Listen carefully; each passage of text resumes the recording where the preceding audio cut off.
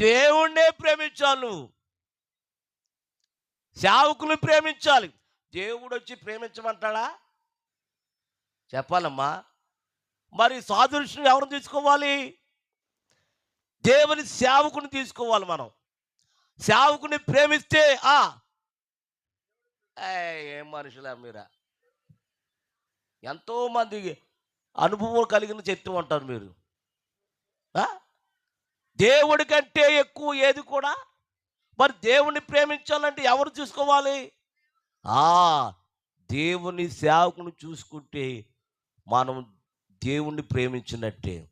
సేవకుని ప్రేమిస్తే దేవుని ప్రేమించినట్టే.